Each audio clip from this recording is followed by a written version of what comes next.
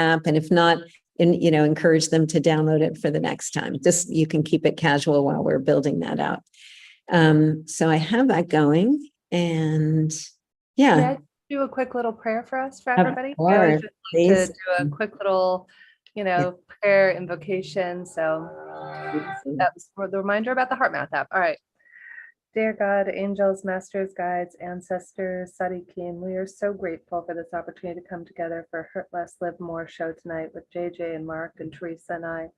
We ask to draw the right people towards the audience, whether they're watching it live with us or whether they're watching the replay. Please allow us all to come into greater coherence and to be conduits for the wisdom and to be channels for wisdom to flow through us so that we add deep personal value to each and every person here. Please know that we only want to receive energy and attention from the light, and that we don't want any energy or attention from the audience, and we just ask to be of service and to be of value. Namaste. Thank you. Thank you. That was lovely. Thank you. That's always my prayer before every show or anytime I facilitate is I just don't want to receive, I don't want to take anything from the audience. I just want to be of service. Beautiful. Yeah. Well, you guys can get a drink of water or go to the loo or anything you need. And so Jennifer and I will start, and then you'll be invited to come on. All right. Thank you for coming. Appreciate it. Love you both. I'm so happy to be with you. I love that we get to feature you. Yeah.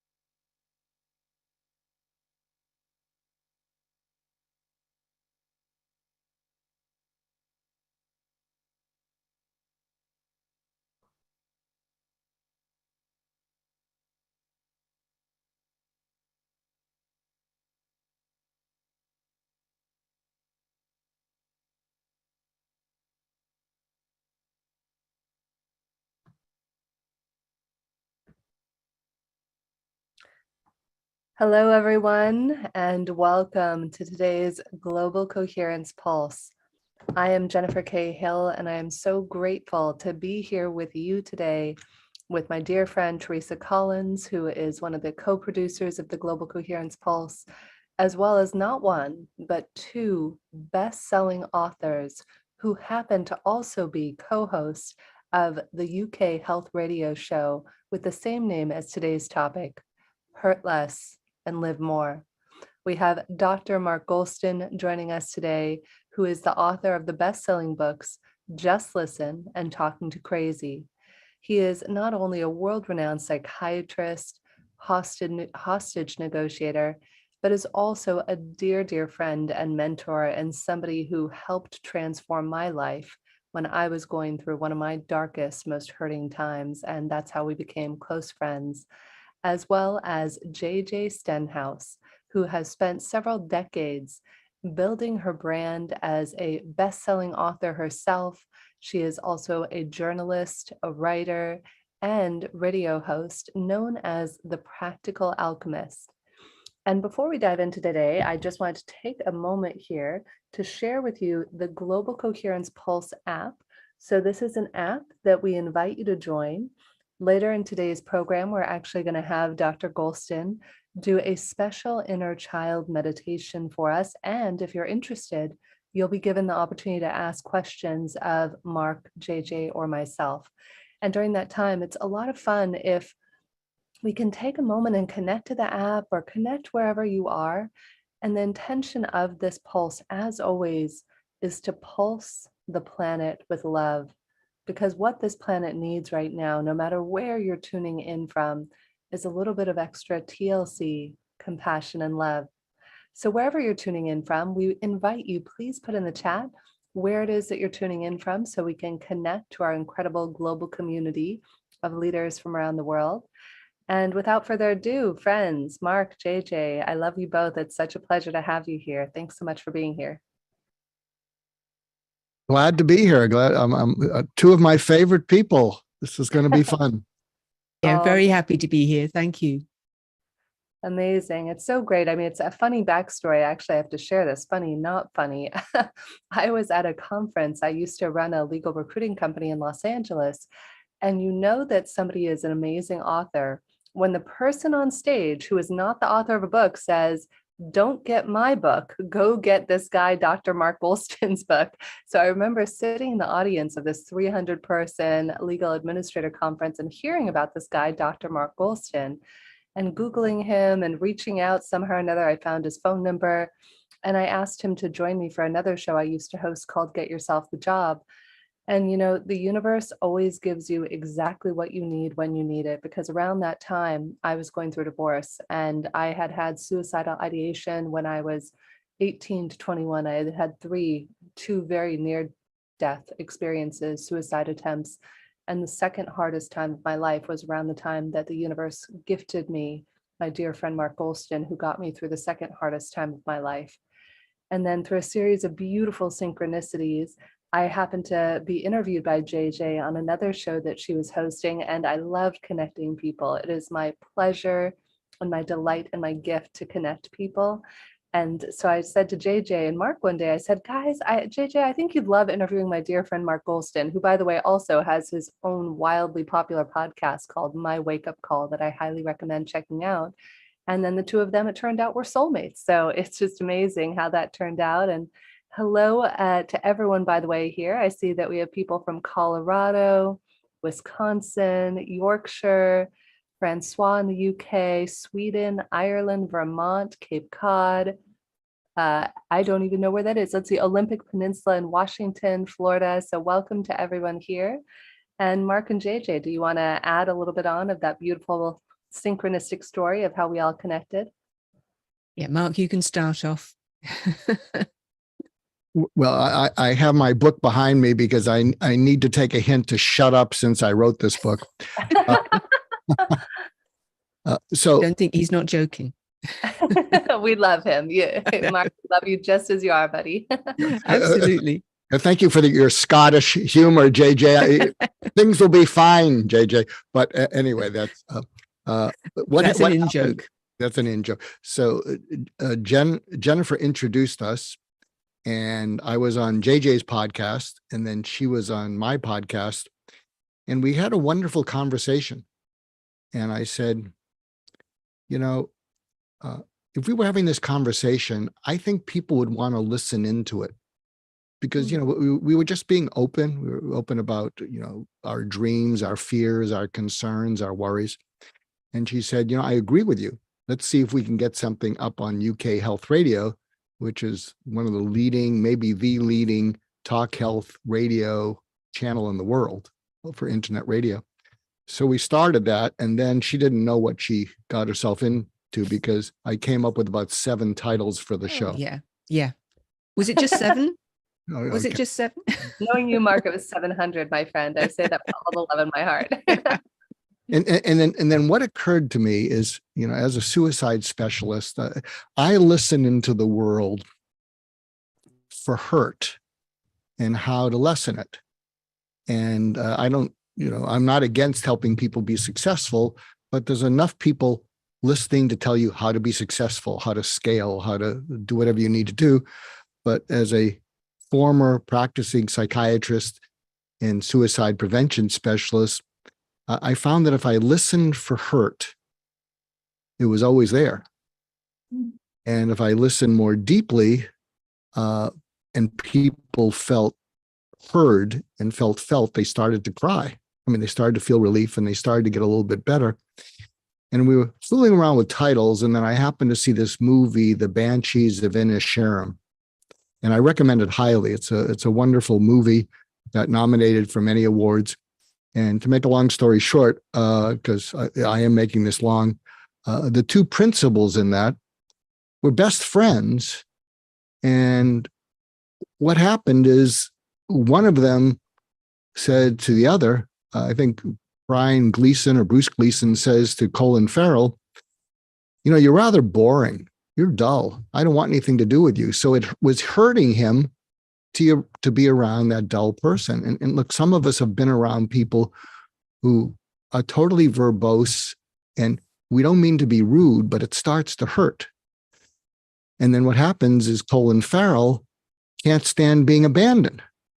And then I won't want to give away the movie, but they both resort to some desperate things. And I thought, this is what's happening in the world, is people run away from hurt and fear because they feel too raw, and they run to drugs, they run to alcohol, they run to anger, they run to being hurtful. And if we could just help the world hurt less and hear people who are hurting and maybe help them feel a little bit felt, maybe they wouldn't resort to destructive things. So that's how we came up with Hurt Less and Live More at UK Health Radio. So JJ, you want to join in there? Because that was really long. It was, but that's okay. Yeah. No, I'm teasing you. Yeah, you caught me off guard almost as well, didn't you? Because it was 2 years after my mother had passed. She'd left the body. She was 97. And I'd looked after her in her last few years. And I had just realized, thanks to speaking to another friend of mine, who's a psychotherapist, I'd just realized that my mother had been a narcissist. And I had never really thought about that, but it explained so much. And you talk about people who are being hurting others. Yeah, I mean, that's exactly where those narcissistic tendencies come from, right? And so I was coming straight out of that realization into meeting Mark and talking about hurts. And I thought, yeah, this is absolutely right. This is what we should be talking about. And for me, it was fascinating, kind of, going back over my life and thinking, oh, that explains that. And that's why that.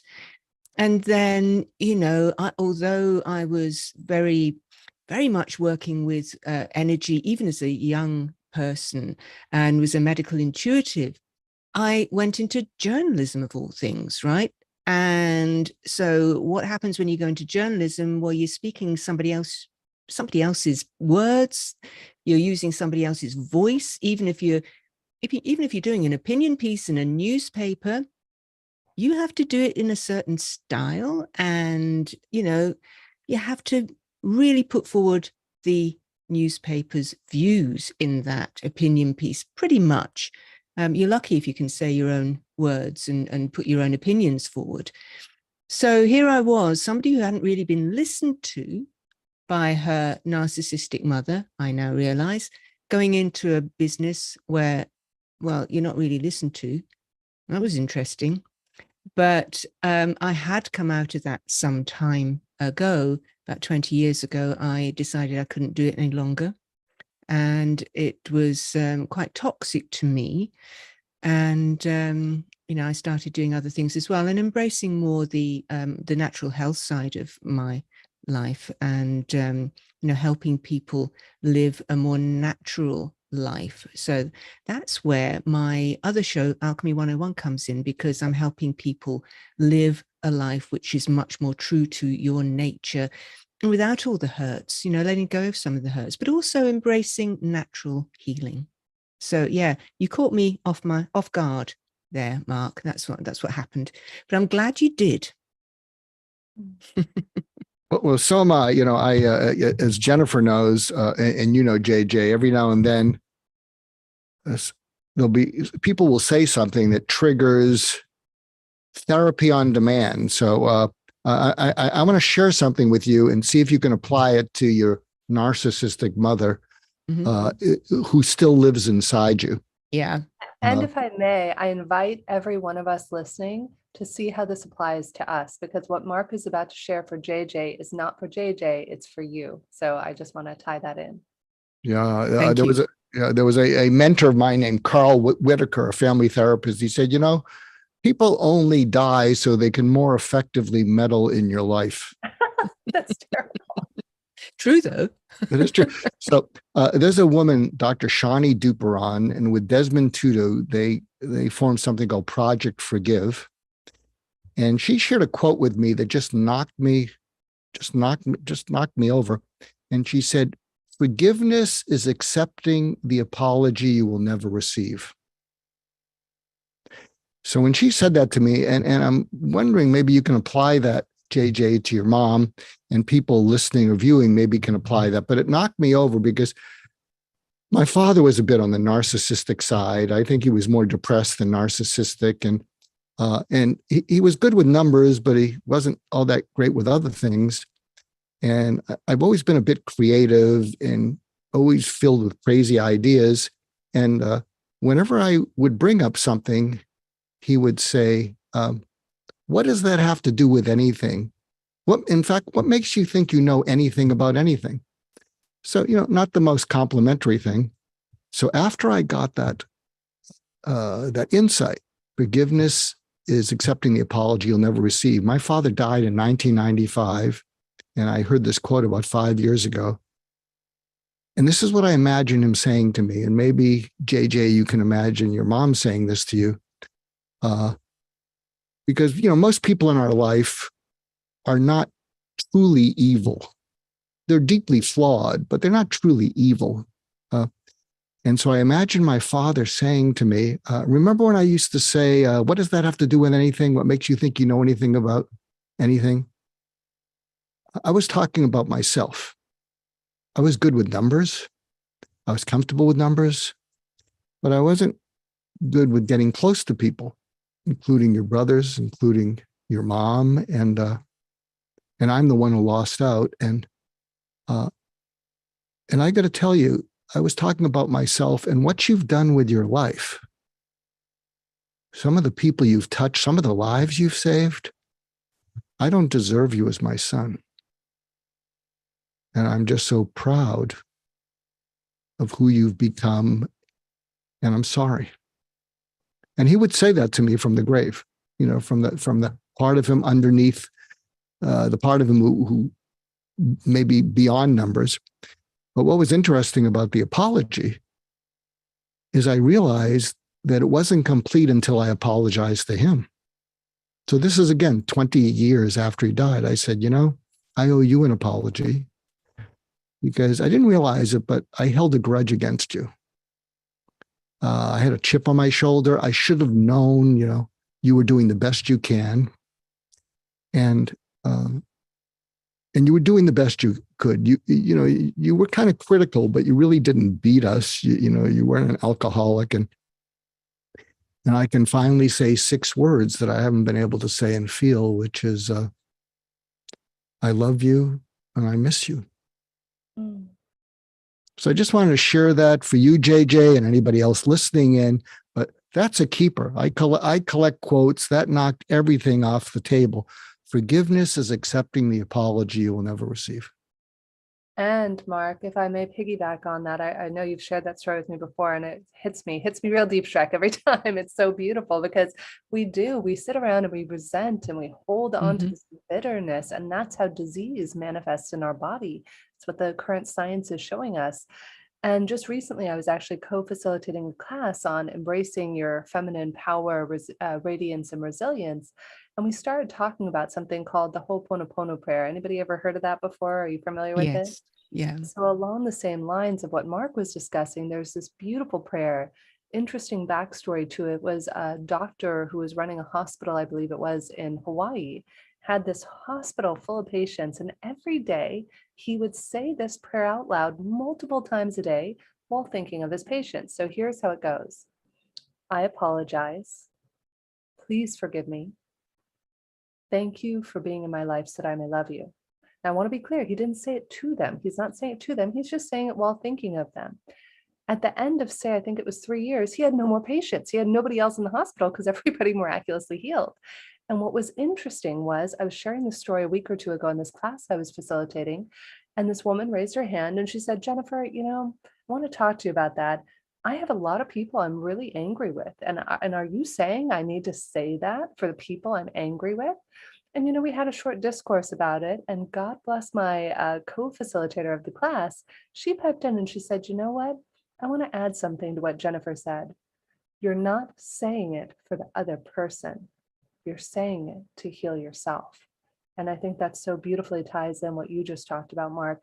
Hurting less, it doesn't mean that you forgive people so that way they can feel better about it. You forgive people so that way you can heal yourself. That way you can live more and hurt less. Absolutely. I'm wondering, can we run the video? Because we're going to run a trailer of a video that I'm attached to called What I Wish My Parents Knew. And the person who created it, and you'll see it you see him in the beginning of the trailer, his 14-year-old son died by suicide 5 years ago. And his son left a suicide note saying, tell my story. And that's available on Amazon Prime. But what was most powerful about Tell My Story, and that's where I met him because I was one of the experts in that, is not what experts or parents said, it's what the teens said about their low point. And in this little trailer to a 45-minute video that we're trying to share with high schools and junior high parents, these kids are just so calm and raw and vulnerable. And when we do presentations, and you might want to write down these 5 words if you have a teenager, or someone who does, complaining, blaming, excuse, threats, moody. Complaining, blaming, excuse, threats, moody, because that's a lot of the language of teenagers. And what happens is that triggers parents into being unempathic. And so a lot of times teens believe I can't open up to my parents because the teens are not aware that they've triggered their parents into being reactive. Whereas when parents see these teens, they see the pain, they see the hurt in their teens underneath, and then they go back and they begin to have an emotional connection with their teenagers. So it's a little over 3.5 minutes, but so might we play that, please? My kid, he'll be fine. He just needs to toughen up. Honey, it's your first crush. There'll be others. Just get over it. You go talk to her. She's just gonna yell at me again. Besides, she'll cool off by morning. You don't want to eat? Fine. Starve yourself. Those other kids are just playing around. You just need to loosen up. It's all a little fuzzy on what was going through my head at that time. I honestly don't really remember. It's very fuzzy to me, but I just remember I was just upset, angry, and just done. And I guess it all just kind of built up to that moment. So somehow in your head you thought being dead was better than being alive? Correct.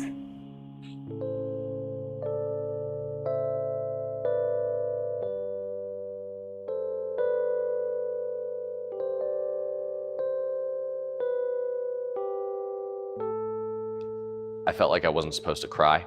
I felt like I wasn't supposed to tell people how I was feeling. I felt like that was weakness. So what I did instead is I tried to show strength by never crying, by bottling everything up, by making sure that nobody knew how I felt. That was my sole goal, because I didn't want to be a burden to anyone else. I think I held in a lot of like what I was going through. Like I would share with people my like external life circumstances. Like I would say, yeah, like, you know, my dad's going through a hard time, or things are like difficult at home. But I would never tell people the extent to which like I felt internally, or like what thoughts I was getting. Camera 3. So when I was 7 and 8, I would say that's when I first realized that something with me was different than what I was told to believe. And I started having a lot of self-hate roll in because I thought I was something wrong. I thought I was something out of my control. I knew it was something out of my control, so because of that I was wrong and basically just not a human in ways.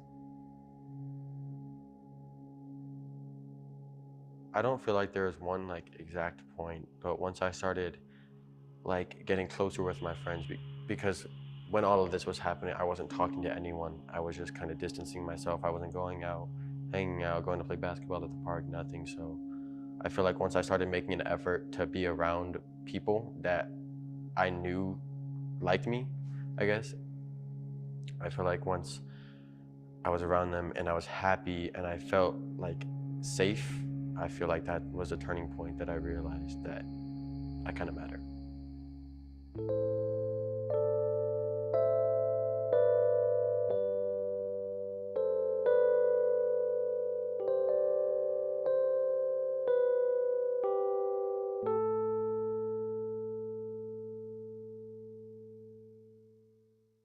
You know, I think it's pretty clear from these courageous teenagers about the hurt underneath it all.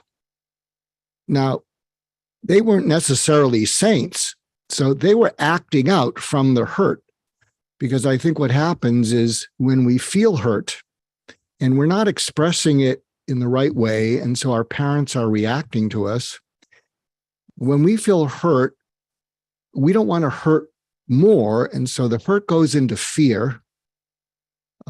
And then what happens is when we're not responded to in a compassionate way, but reacted to because our parents are afraid, they react to us. And so the hurt goes to fear, goes to anger and resentment. And so we snap at our parents when really what's going on underneath it all is what these teenagers are feeling. When we do presentations, I am dedicated to trying to help teen mental health.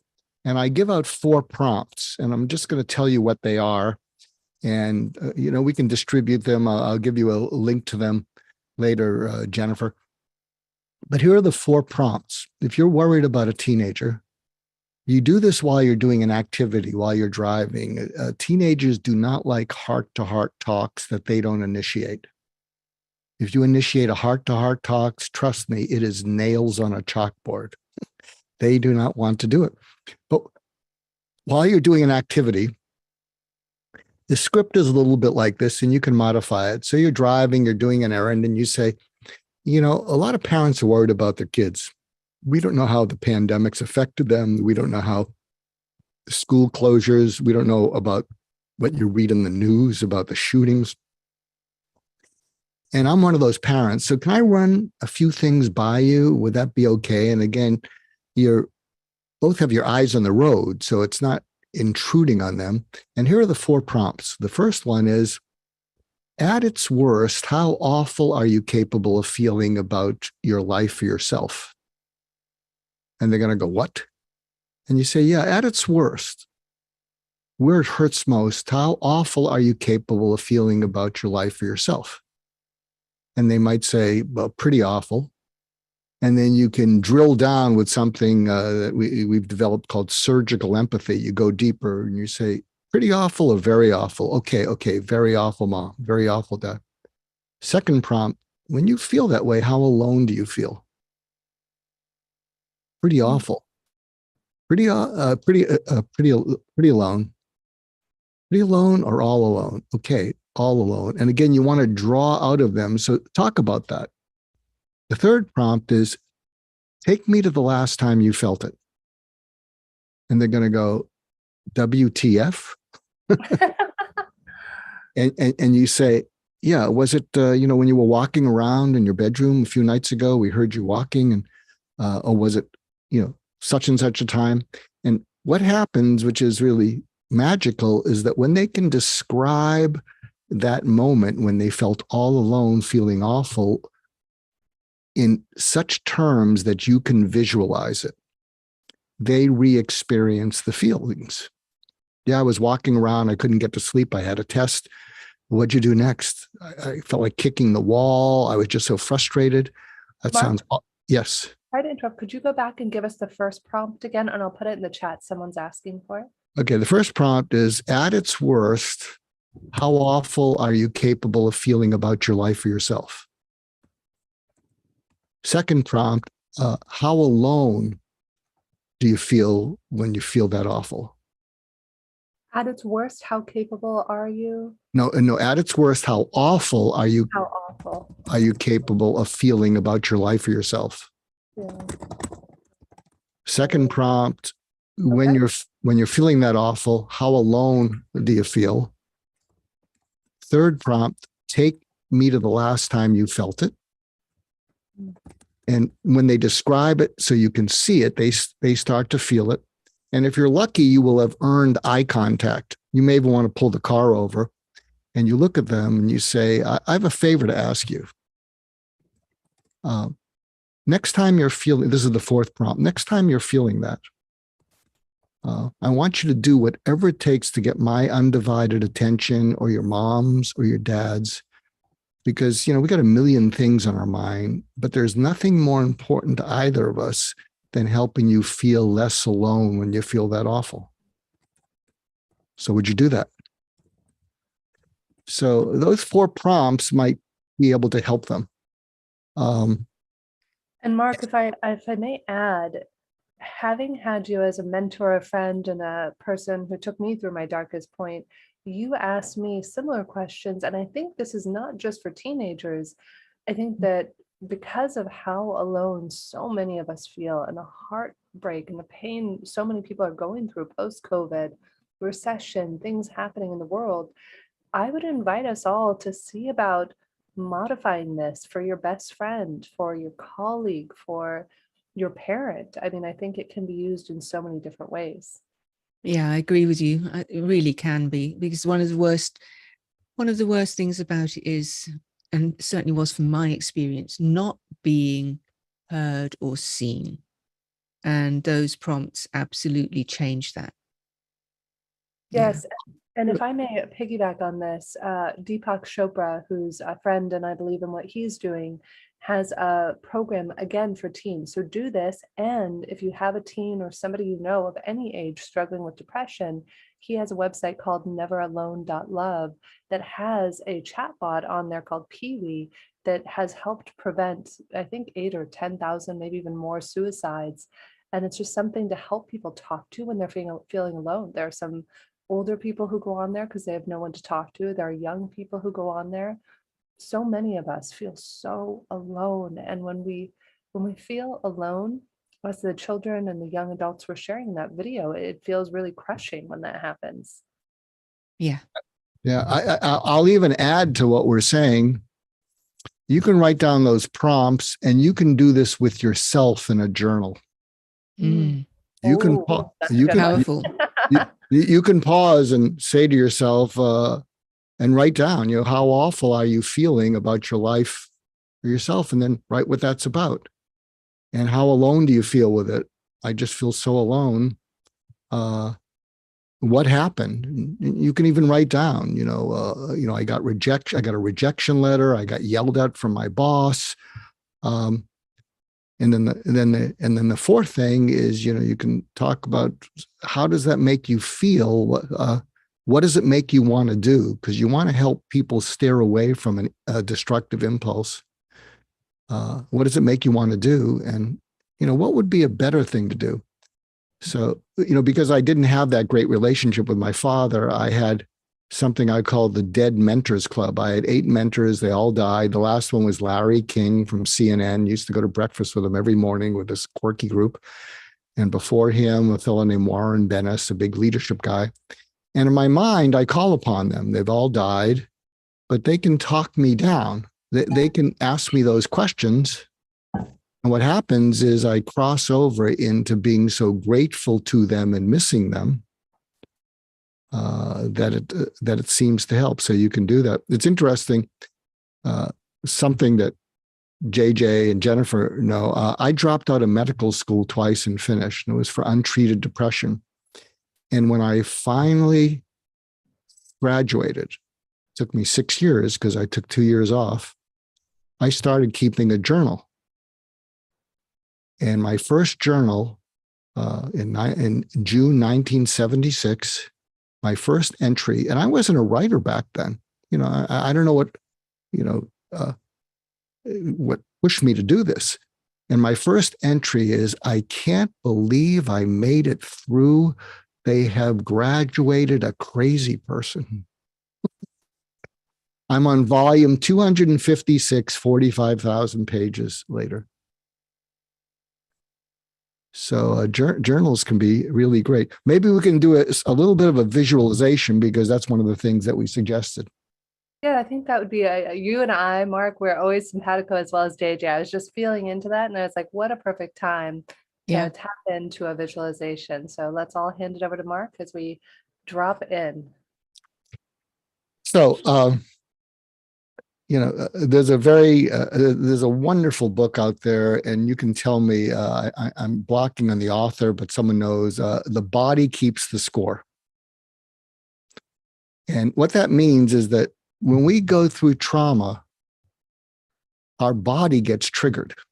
And in fact, the same part of our body that got triggered when we were younger, when we go through stress now, it's usually the same part of our body. If way back when we felt sick to our stomach or a knot in our stomach, when we feel stressed now, we feel a knot in our stomach or in our chest or in our head. So here's the visualization. And if it's too triggering, just feel free to, sort of ignore it, because we don't want to leave you out on a limb triggered. Mark, I'm gonna give another option too. You could ignore it, or many of us know heart focused breathing from HeartMath. So I invite us all to breathe into it or observe it. I just was reading Eckhart Tolle's The Power of Now. So if you notice that something feels painful, you could either do some heart focused breathing, or you could even imagine observing whatever the feeling is. And that's a really healthy way that you can begin to disassociate the ego with it. Right. So what I'm going to do is I'm going to share an anecdote, and then we're going to do a visualization for all of us. So many years ago, when I was in my training at UCLA had one of the leading eating disorder programs in the country. And it could be really rough way back then. I mean, if someone was going to die, sometimes you had to tube feed them. And it was a Saturday evening, and I was there in the emergency room on call, and people would come in.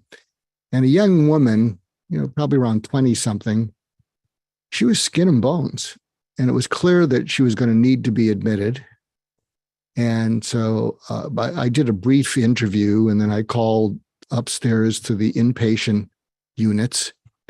And they said, it'll be a little while till we, do the paperwork and get the bed ready. And she was there, and I could have, just taken off and let the nurses watch over her, but there was nobody behind her. And I don't know, something about her reached out to me. Something touched me.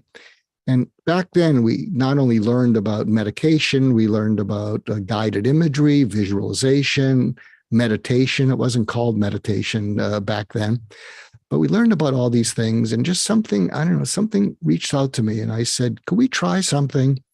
And it might help you to feel better. And if it doesn't, just tell me to stop. And I said, are you right-handed or left-handed? And she said, I'm right-handed. I said, I'd like you to put your legs up on the chair in front of you, try and get comfortable. Close your eyes. And this will be a little bit like hypnosis, a little bit like meditation. But I want you to just breathe slowly. And I counted slowly from 1 to 10. And I said, where do you feel stress? And she said, my stomach. And I said, and what I created is what I now call an MD avatar. And what MD avatar stands for is mommy, daddy avatar. And I said, I want you to put your left hand over your stomach. And that's the left hand of the mommy you wanted. And we're not here to bash your mother. They'll find out all about your family upstairs. This might even be the mommy your mother wanted. But put your left hand over where you're feeling the stress. And I want you to breathe in. And that mommy avatar is saying to you, I'm here and I'm not going anywhere. And just breathe that in. And we did that several times. And I said, now I want you to put your right hand over your left hand, and that's your daddy avatar. But I didn't say avatar back then. And I said, and I want you to imagine that daddy whose hand is over your mommy's hand is saying, I'm here too, and we're going to get through this. And then we went back and forth from her left hand.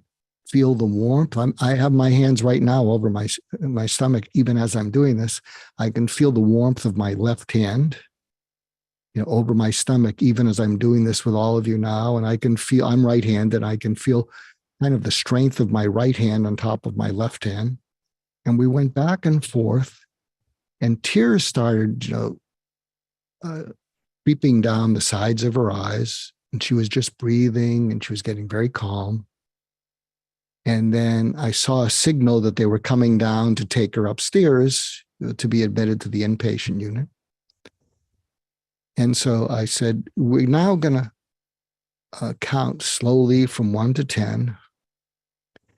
And when we get to 8, you'll flicker your eyes open. You can remember everything we talked about, or you can remember nothing. But your body's going to remember this. Your body's going to remember your mommy saying, I'm here, I'm not going anywhere. And your daddy's saying, I'm here too, and we're going to get through this. And we counted slowly back from 1 to 10.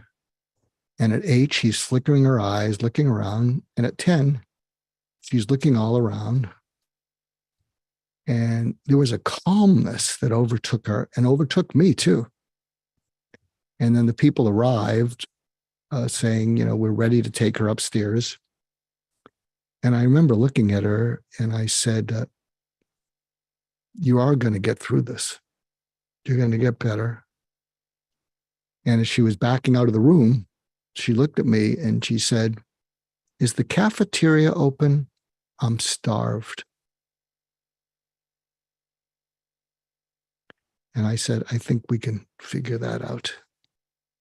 So I think there's a lot in that. And so the visualization I would like you to do is, if you can think of a traumatic time in your childhood, some event where you felt awful about your life, awful about yourself, you felt alone.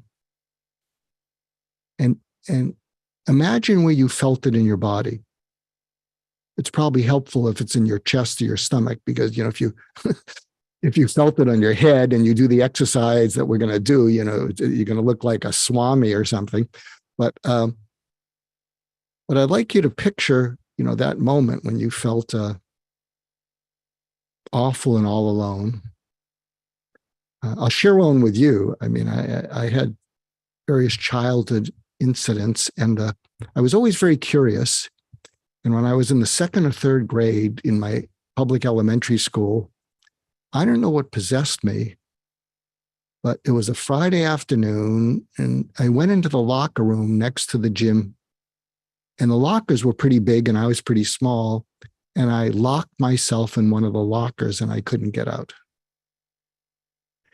And I was so embarrassed, I didn't say anything, and I heard the buses leave. The first set of buses, then I heard the second set of buses, and I'm thinking, this is Friday afternoon, and I started moaning. I started crying.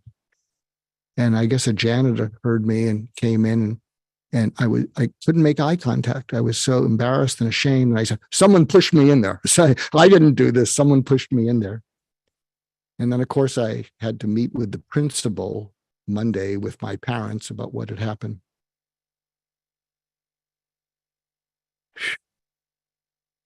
And I'm just imagining doing that exercise with little me in the third grade, and saying you're going to get through this. And not only that, you're going to have a great life. And I can imagine not trusting who this person is talking to me.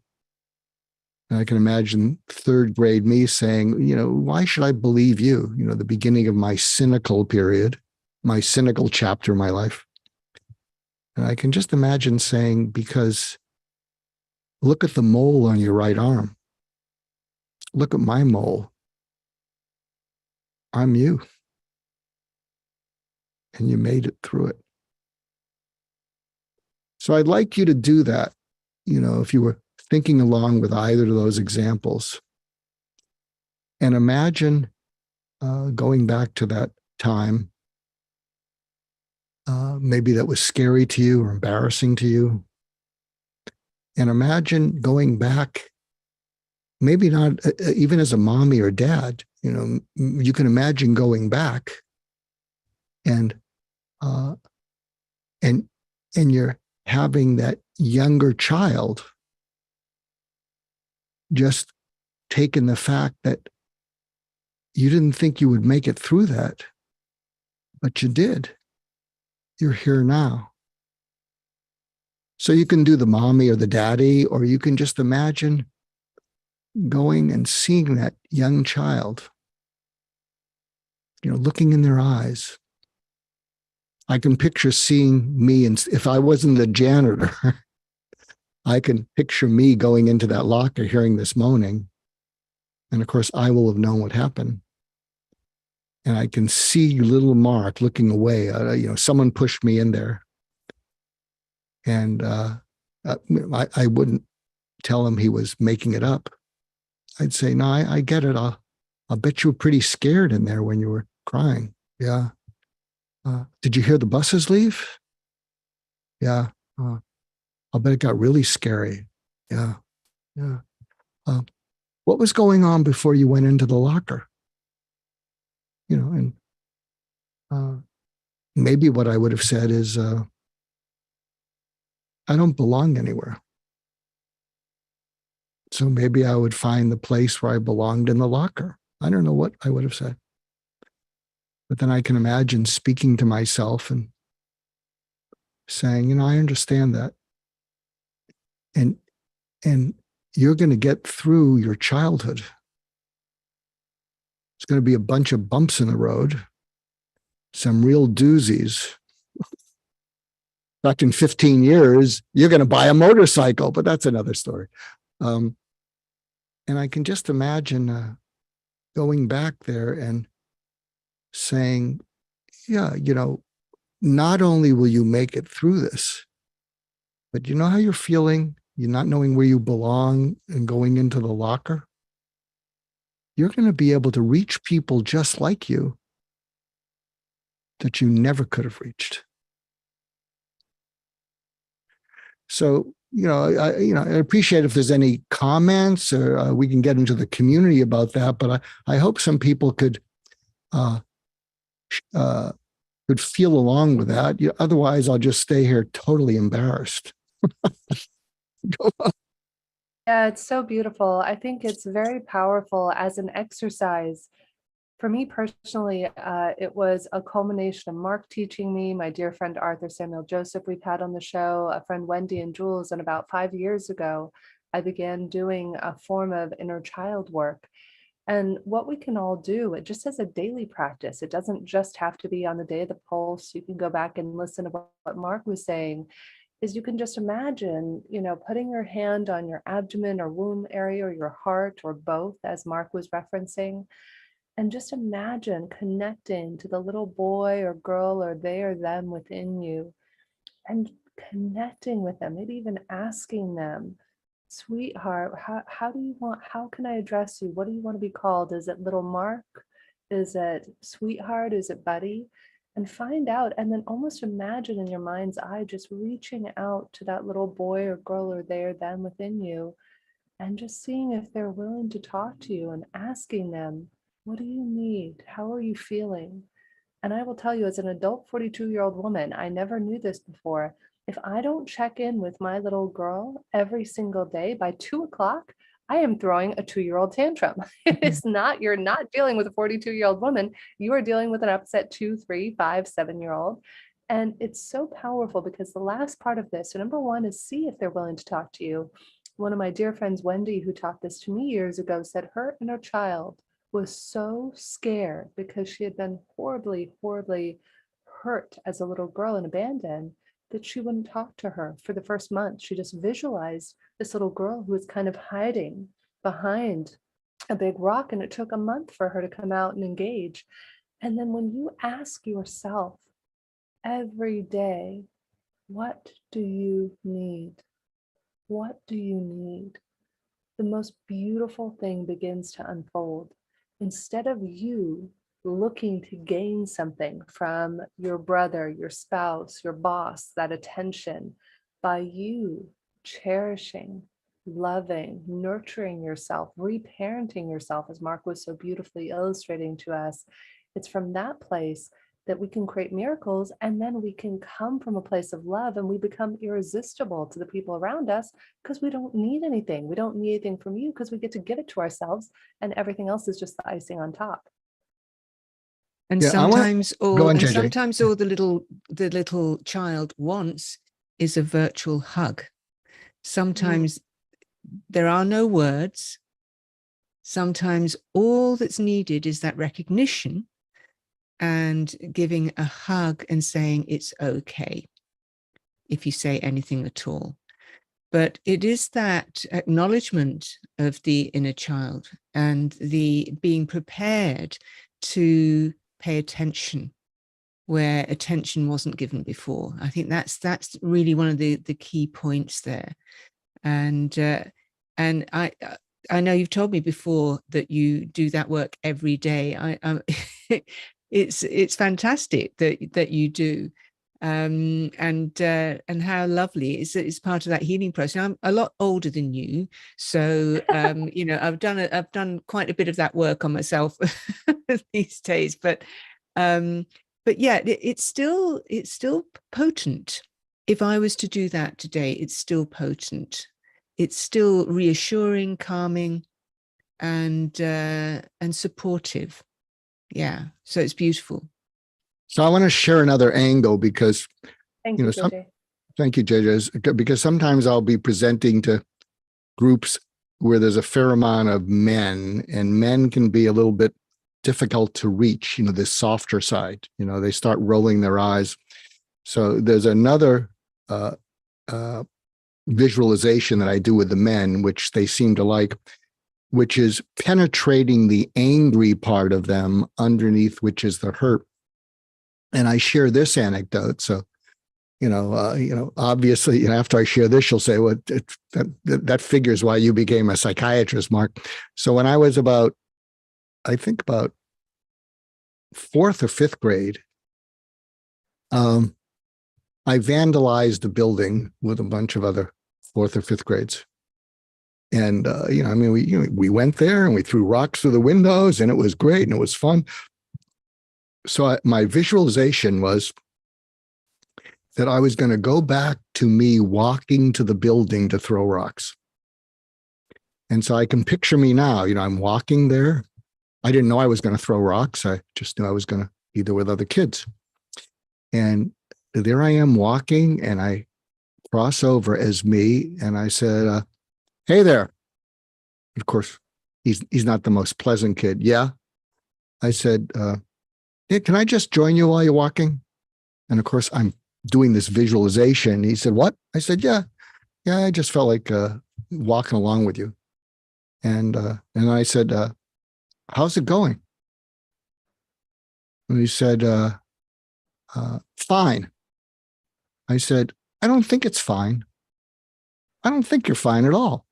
In fact, I think you're very unfine. And he looked at me, and he looks at me, and he says, what do you care? And I look at him and I said, I had a childhood like yours. And then we keep talking. I said, so what's going on? And then he talked about feeling bullied, not feeling, but being bullied, being afraid, all these things. He didn't say it initially, he said, life is just junky and crappy and whatever. But, we just kept walking and talking, and he started opening up, and I said, I have a secret for you. And he said, what? You're going to have a good life. In fact, what you're going through is going to help you reach people that just like you. Well, how do you know that? And then I said, show me your right arm. And I showed him my right arm. I said, I'm you. And we keep walking. And then I see the kids in the schoolyard. And I said, well, what do you want to do now? And he says, you need to talk to those other kids because they're just like me. And I said, I can't talk to them. I'm a figment of your imagination. You talk to them.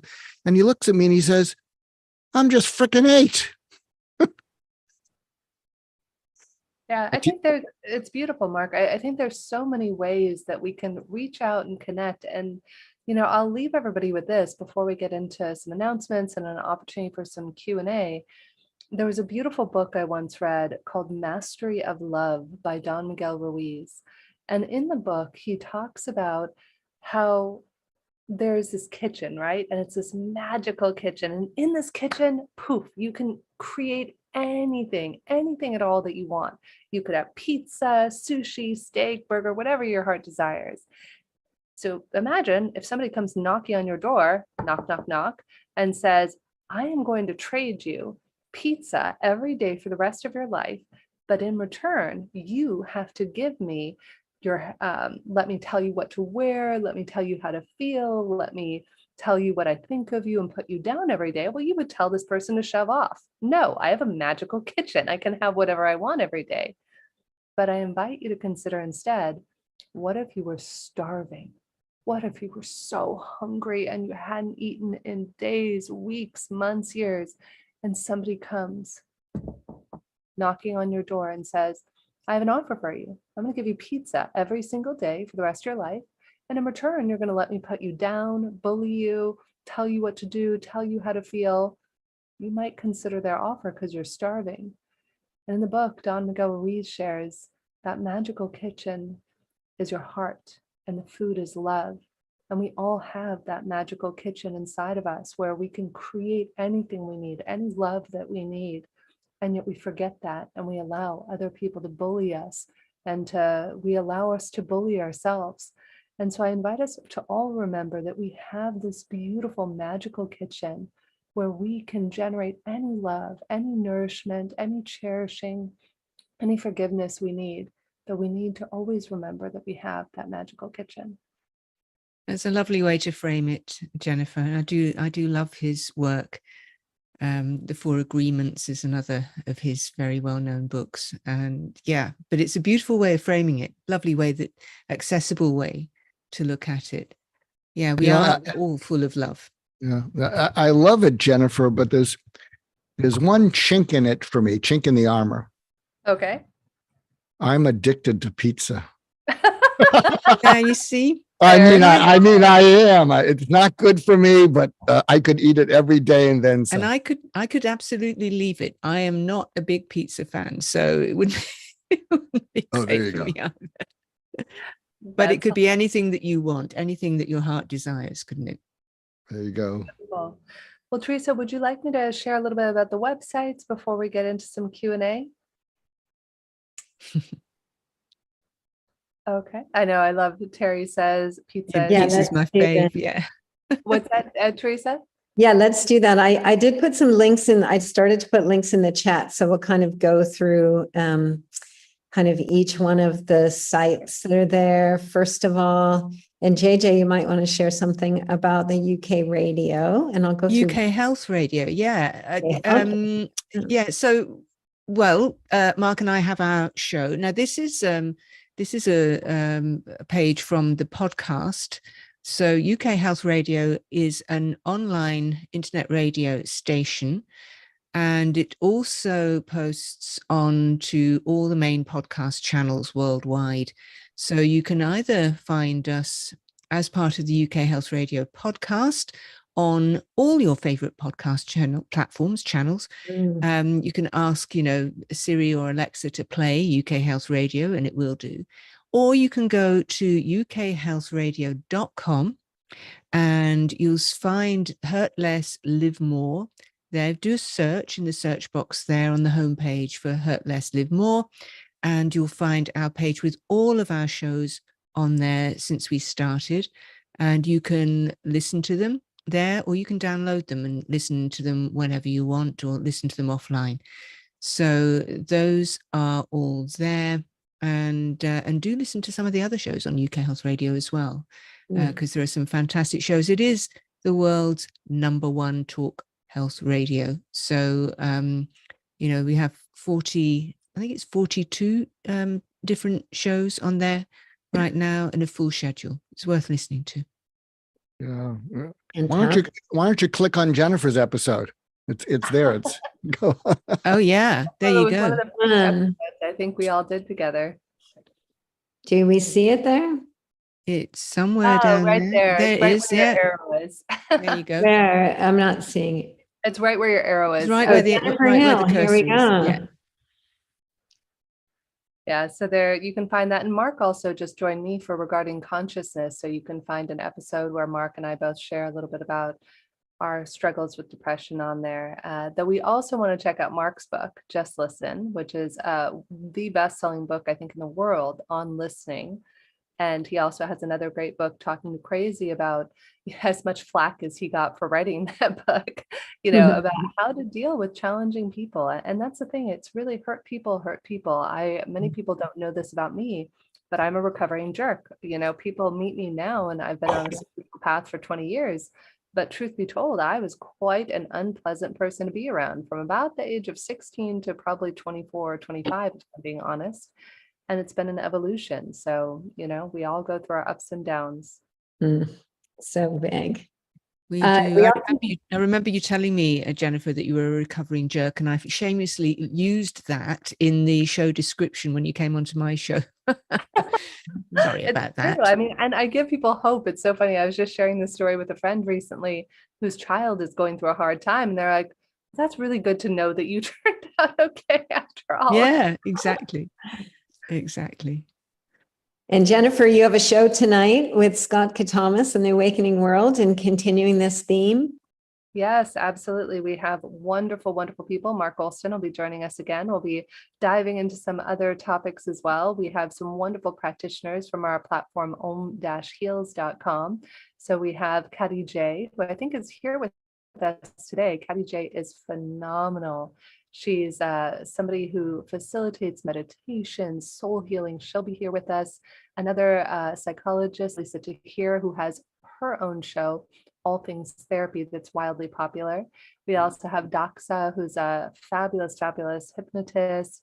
And Monique is actually going to take us through a forest walk. She is a forest healer, and that is one of the things she does. And we'll have Daniel Balone performing music, as well as our regular musical guest, Om Mashar. So it'll be a pleasure to be with everybody at 2 a.m. my time, whatever time it is in your time zone. Yeah, beautiful. Thank you guys so much for such a beautiful show. And I think we have now time to welcome questions from people and just keep the dialogue going, but really more in a nice community setting. Wonderful. Well, thank you everyone for being here. We are here to facilitate any questions you might have. I know we're all willing to be very authentic if you have questions, if you've ever struggled with a loved one with depression or suicidal ideation, or if you yourself are maybe just personally hurting, you can put a question in the chat. And I also invite you, I know this can be a touchy topic to address. If you want to send me a direct message and keep it private, I will not share your name and I can share the question with the group. So let's see here. Adriana was asking, will there also be a meditation? If you'd like, depending on how we're doing with questions, I'm happy to facilitate a meditation if you'd like, Teresa, before we wrap today. So whatever people would like. Yeah, I would love that. Okay, perfect. So we'll see if anybody has any questions, and then Adriana, I'll do a meditation to close this all out. Perfect. Yes, of course. Great request there, Adriana. Any questions from anybody before we go into the final meditation today? Well, something I'll share because I see my good friend Françoise Orlov. She's in the room. So one of the things that she and I are working on is, and I wonder if people would agree, we believe that tenderness is leaving the world. That it seems to be reserved for puppies, kittens, especially when you have to put them down at the end of their life, for infants who are helpless, for infirm parents who are suffering with dementia. But for a lot of other relationships, we're all rushed. And there's just not enough tenderness. And I'll just put this out there because Françoise will say, oh, now we have to do something, Mark. So we have a domain called warmandtender.org. And we want to grow it organically because we want to see who it speaks to in the world.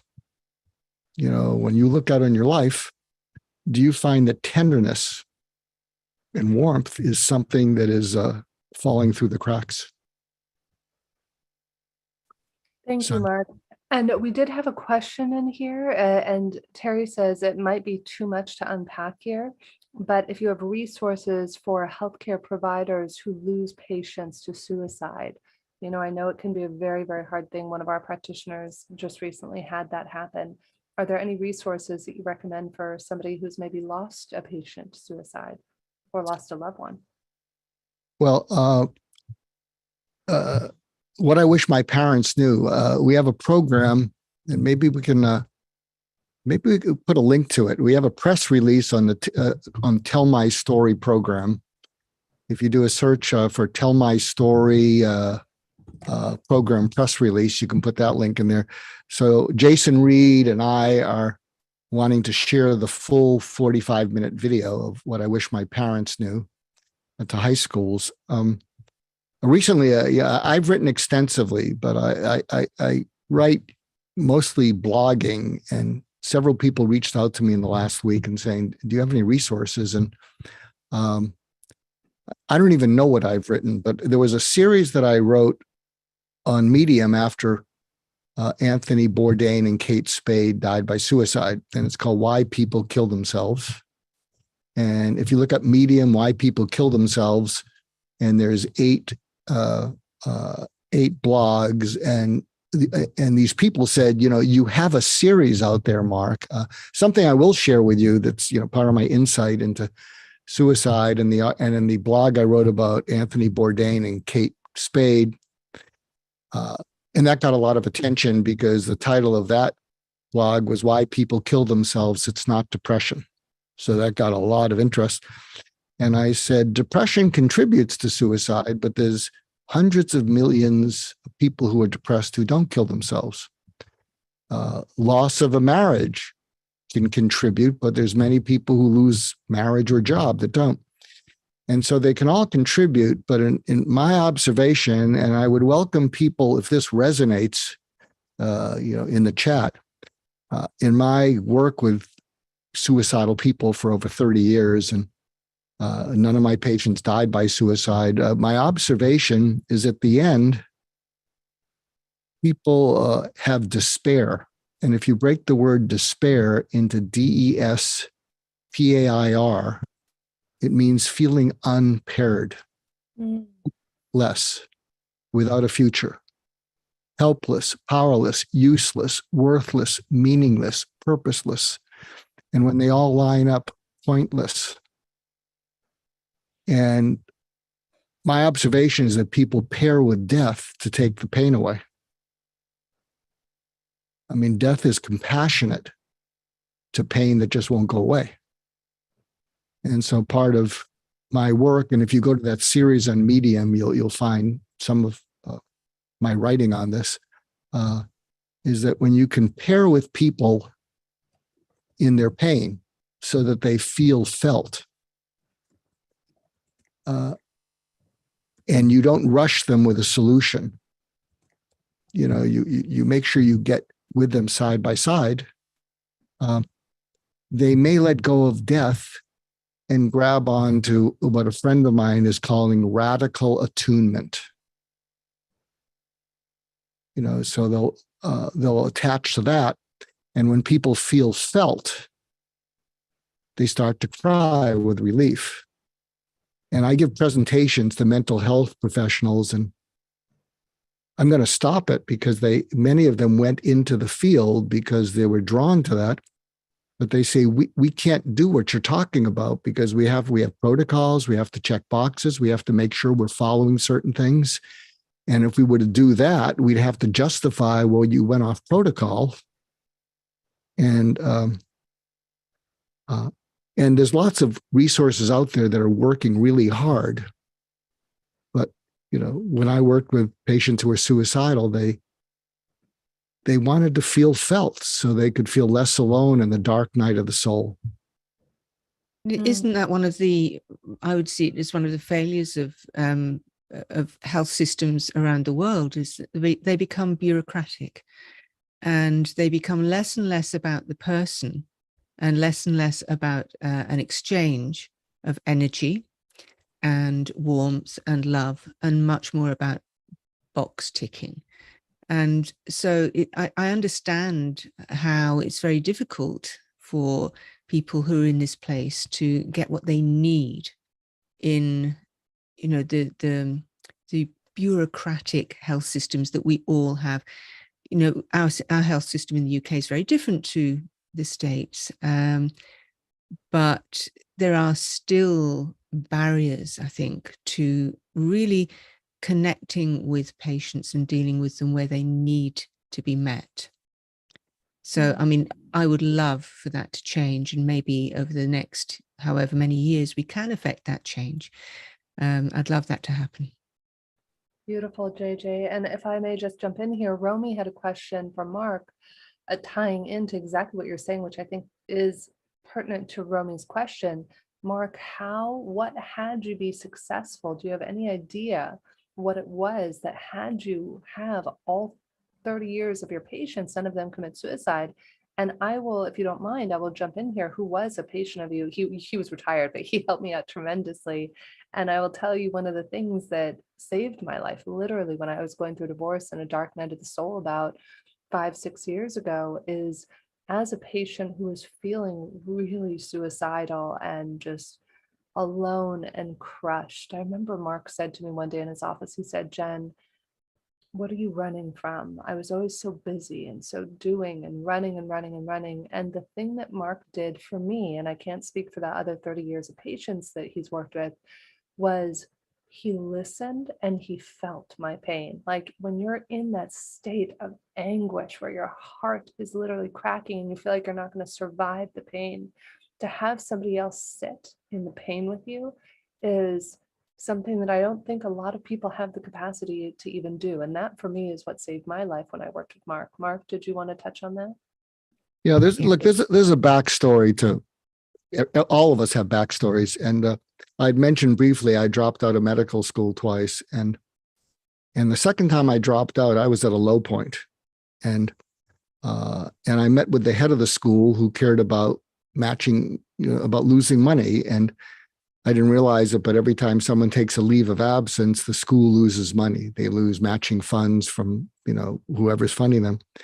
And I don't remember actually meeting with him, but I got a call from the dean of students who cares about students. So obviously the head of the school, he hadn't told me we're kicking you out, but he knew that's what they were going to do. And he didn't want me going off the deep end. And so the dean of students called me, and I was at a low point, pretty broken, came from a background of, decent parents, even my father, but grew up in the Depression. And the dean of students said, you better get in here. I got a letter from the main guy. And I go in there, and the dean of students says, read this letter. And the letter said, I met with Mr. Goulston.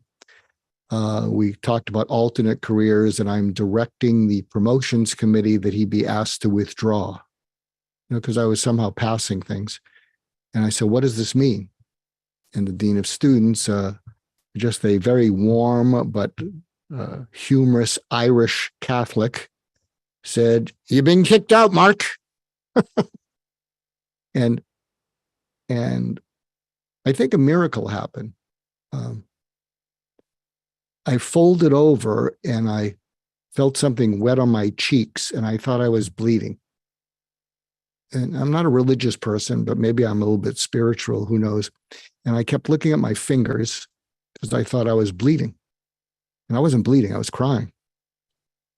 And so he hit me with what I call the trifecta of hope, which is something that I paid forward afterwards. So the first leg of it, he said, you didn't mess up because you're passing everything, but you are messed up. But if you get unmessed up, I think the school would be glad, they gave you another chance. And so the first leg, he said, even if you don't get unmessed up, even if you don't become a doctor, even if you don't do anything the rest of your life, I'd be proud to know you. Mm. And I was at a point where I didn't know what I could do. And he said, I'd be proud to know you if you do nothing.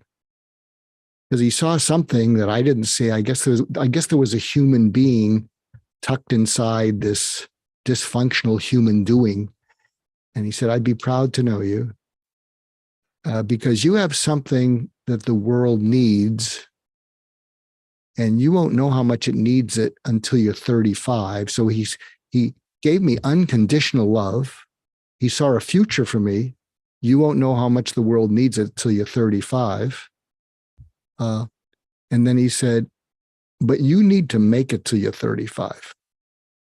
And I am just crying now, because I can't stand this compassion. And he says, look at me. And he points his finger at me. You look at me. Or in Irish, you look at me, Mark. Look at me, Mark. Look at me now.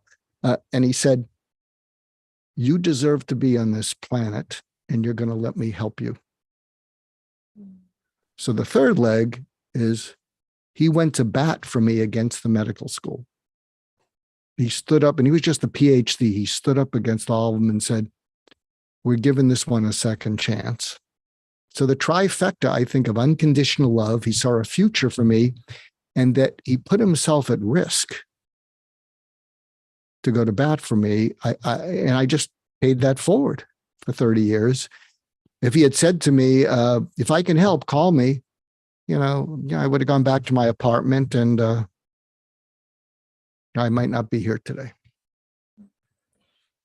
Now you've helped so many people, my friend. I'm so thankful. That's why I wanted to share you and JJ with this wonderful Pulse community that we have. Is your love for humanity and your strength, I think, just radiates out. And so many people, we've read it in the chat tonight. And sorry, tonight, my time, afternoon, morning, I'm sure other places around the world. I want to acknowledge you, my friend. I want to acknowledge you for the tens of thousands, if not hundreds of thousands or millions of people you may have touched in your lifetime, Mark. And to that gentleman, that wonderful Irish head of students who helped save your life, I feel it, my friend. And, we all go through challenges in life. And then, when I was 16 years old, I almost died. I was hanging over a cliff in a car accident, not 2 miles from my parents' house. And I remember crawling up the side of this cliff, like, I don't know, 8 o'clock at night, and not having a scratch on me, and being like, somewhere deep inside, I'm being given a second chance. So sometimes We're given a second chance by person. Sometimes we're given a second chance by life. And I invite us all just to connect to the appreciation that we all woke up today. You know, we were given this chance this day. Whether we're given another one tomorrow is yet to be determined. So in this moment, we all get to breathe another breath, to be in harmony and coherence together. And I think on this note, Teresa, if you're open to it, this would be an ideal time to move into, 7-10 minute meditation if everyone's available for that. Does that work? Sounds lovely. Okay, beautiful. So I invite us all to begin to get comfortable. Maybe put your feet on the floor if you're in a position where you're seated, or if you're comfortable, lay down. Maybe wiggle your toes and just connect to whatever you're seated on or laying on. And begin to focus your attention in the area of your heart or chest. Maybe even put your right hand or your left hand or both on your heart. Begin to breathe a little slower and a little deeper than usual. Finding an easy rhythm that's comfortable.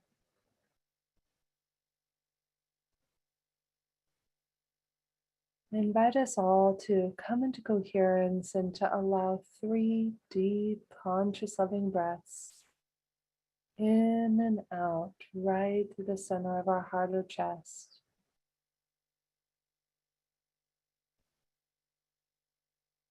Perhaps connect to a feeling of love, calm, appreciation. With each one of these deep, conscious, loving breaths, enhancing that feeling right in the center of your heart or chest.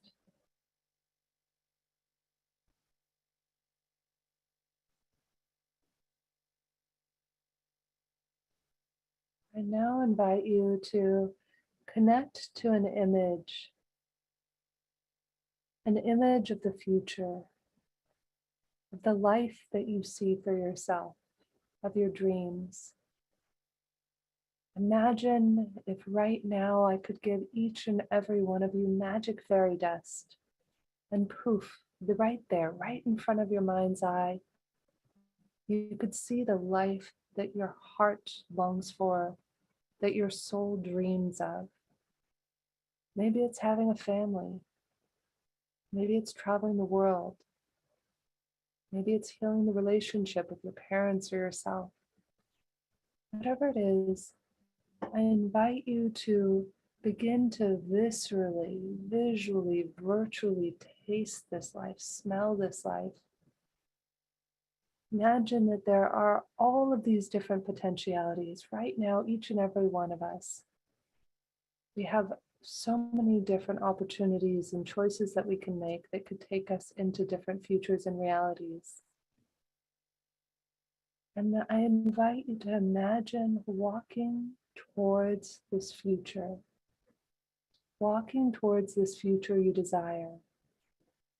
Does it have a certain taste? Does it taste sweet? Are you drinking champagne because you're celebrating with friends? Are you on a beach somewhere, maybe feeling a beautiful breeze ruffle your hair, tickle your skin?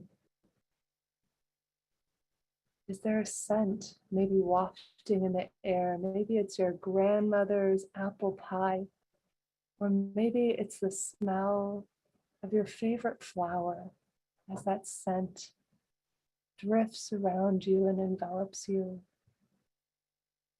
What do you hear? Do you hear the sound of children? Do you hear the sound of laughter? What do you feel? Do you feel happy, joyful, ecstatic, blissful, appreciated? What do you see? I'm going to give us all a minute as we continue beautiful, deep, conscious, loving breaths in and out through the center of your heart. And with every inhalation, I invite you to crystallize that vision, that dream, that future that is calling you forward. If nothing is coming to mind for you in a dream right now, I invite you to visualize a place that brings you peace or calm. Maybe just imagine sitting in a forest, laying in a grassy field, or wiggling your toes on a warm, sunny day on the beach. Connect to whatever fills your soul with joy in this moment. Let's just stay here for a moment, breathing in and out through the center of our heart or chest.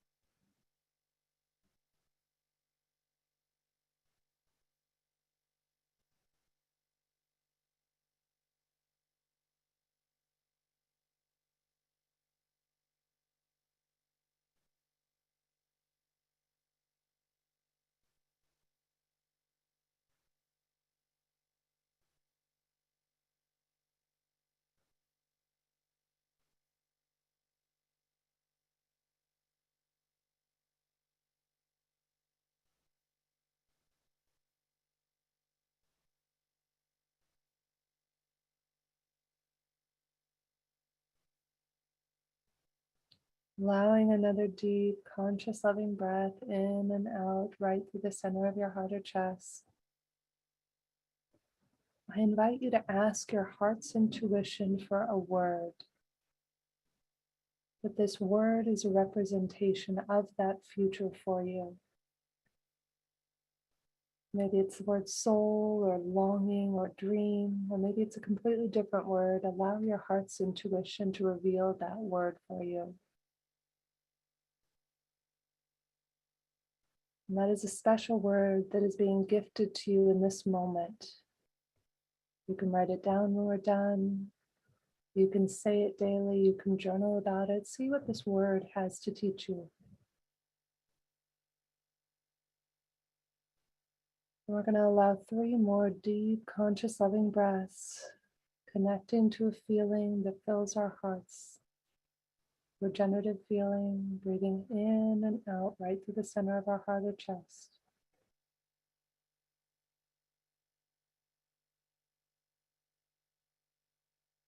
If you're having a challenging day, it's okay. Be kind to yourself in this moment and maybe breathe in neutral or calm or ease.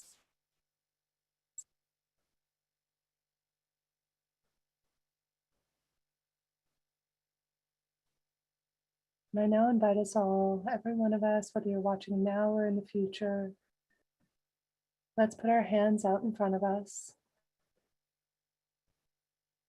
And let's all allow another conscious, loving breath and radiate out from our hands, from our heart.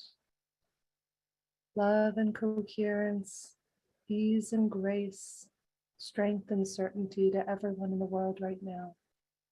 If there's somebody that you're holding in your heart, imagine visualizing that person. Maybe they need healing. Maybe they're going through a hard time. Or maybe it's someone who you love and cherish and love to keep near your heart. I invite us all to pulse the planet, pulse one another, pulse everybody who is tuning in with a little bit of extra love and care and grace.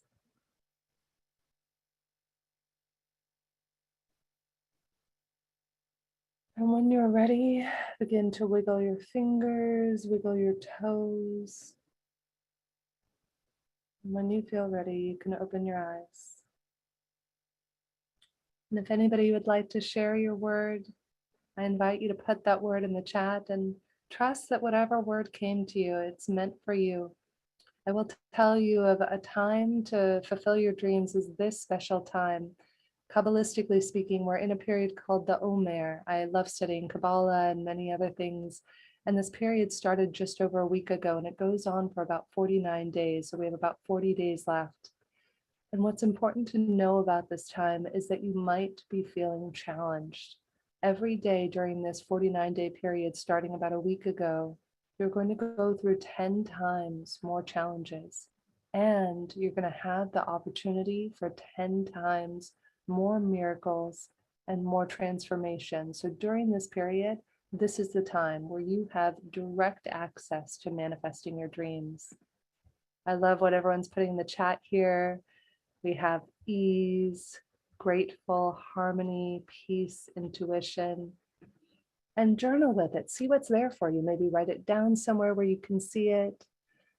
See what's there for you. Maybe do another intuitive meditation around it.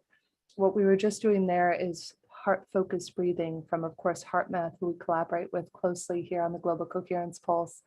And heart-focused breathing, they have lots of wonderful, wonderful videos online, free YouTube videos. You can go to heartmath.org or heartmath.com to find more videos on how to connect to your heart and your heart's intuition and to greater coherence and resilience.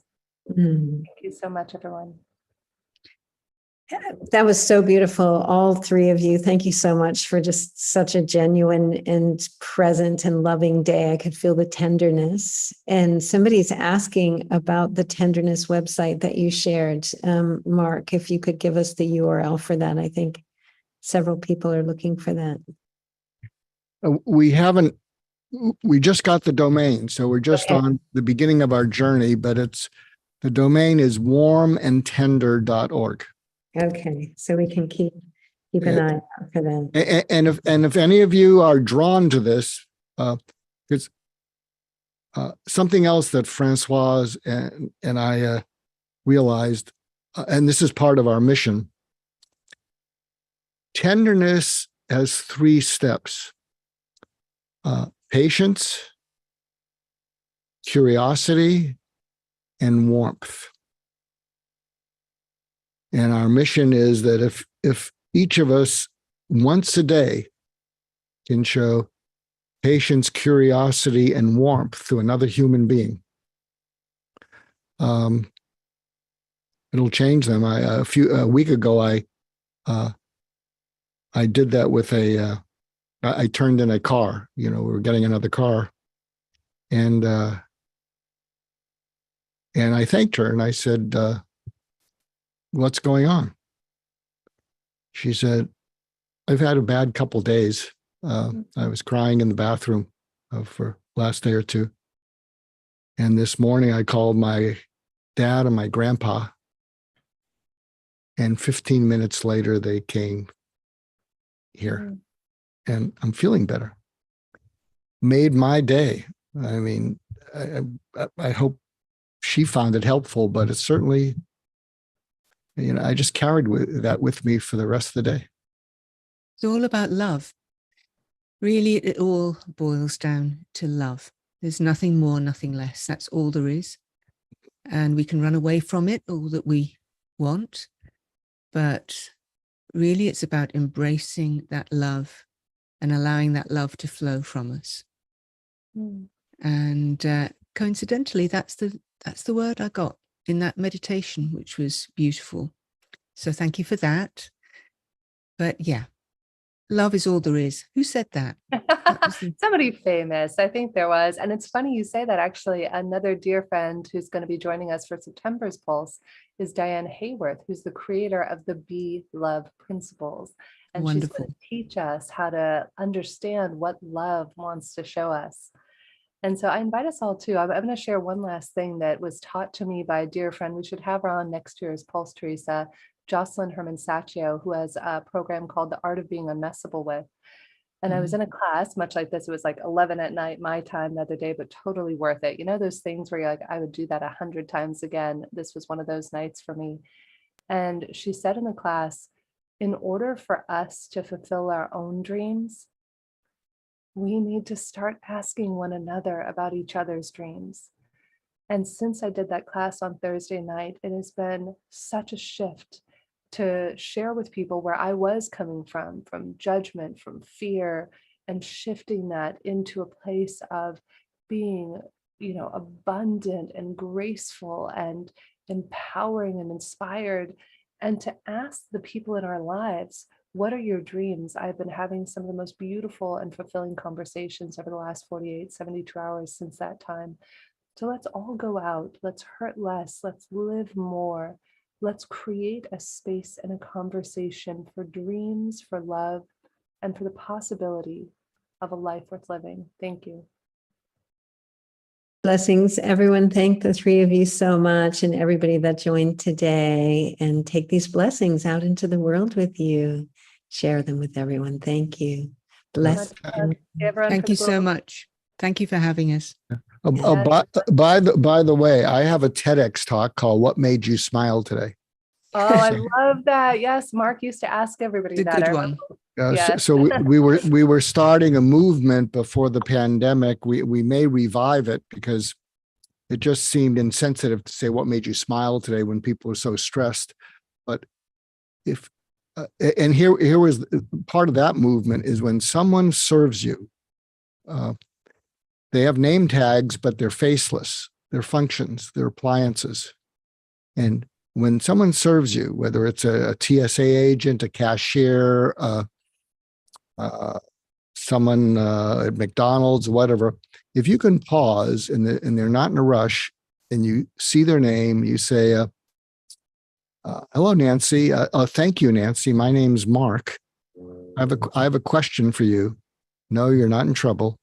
What made you smile today?" And if you say it sincerely, they will look up to the ceiling because you've taken a transaction and made it much better. And if you note it, what's going to happen is they're going to come down, and when they look into your eyes, their eyes will be different, and they'll tell you what made them smile. So we're not quite ready to relaunch it, but who knows? But I would love you to all check it out, and I hope it made you smile. Makes you smile. You all made all of us smile. That's